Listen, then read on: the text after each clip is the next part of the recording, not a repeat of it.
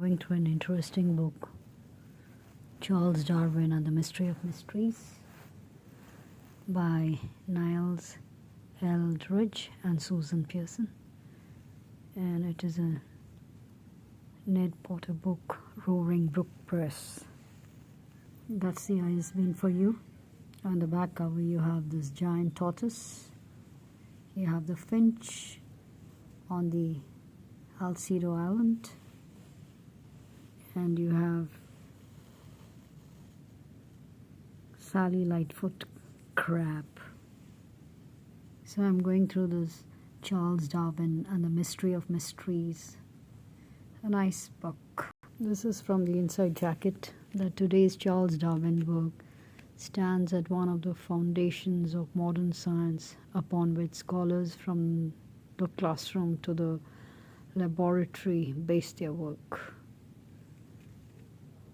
So, but how did he, a boy who disliked school and was thought to have below average intelligence, become such an important and enduring model for scientific thought? Follow the young Darwin through adolescence and university to his famous 5-year voyage aboard the HMS Beagle and beyond, journey through lush South American forest, uncovering ancient bones, giant tortoises, and new species. Discover in the same manner he did his theory of natural selection and evolution. This book by Niles, Eldredge, curator of the Department of Invertebrates at the American Museum of Natural History, and Susan Pearson, noted author and editor, is illustrated with archival material, maps, and handsome photographs of the animals Darwin encountered during his tour of the Galapagos Islands. It provides an intriguing insight into the life and mind of Charles Darwin. The backside of the inner jacket here about the authors. It's really interesting. There's so many photographs here. You'll enjoy going through it. And after the origin of species, Charles Darwin went on to live a quiet life.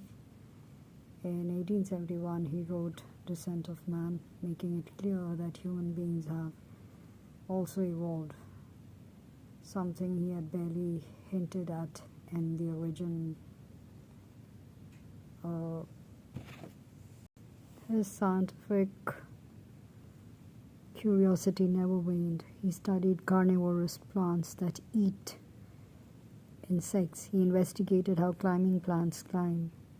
He experimented with earthworms, at one time placing a bowl of earthworms on the piano to see if and how they would react when the piano was being played, etc. Must read, and it's a delightful book to go through. In the book, they've also written about his writing process. In his words, he says, "With my larger books, I spend a good deal of time over the general arrangement of the matter." And he wrote of his writing habits. He writes, "I first make the rudest outline in 2 or 3 pages, and then a large one in several pages, and a larger one in several pages." He said then he would enlarge upon each item in the outline, often transforming it all together. And then he says he had his 30 to 40 large folders into which he put facts as he found them. And for that, he says, "I've bought many books, etc." And it's really interesting for you to see what he writes and how he writes. And then he makes an index of all the facts that concerns his work. Then he writes also, they have quoted him, that I have as much difficulty as ever in expressing myself clearly and concisely, and this difficulty has caused me a great loss of time. He writes that towards the end of his life, but doesn't regret it for the reason being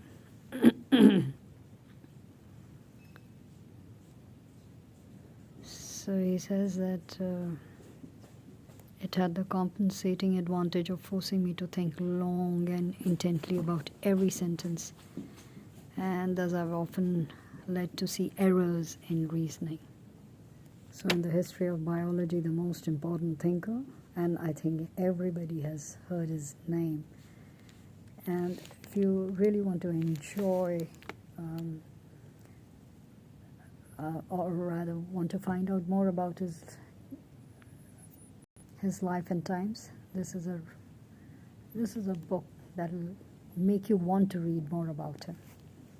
Happy reading.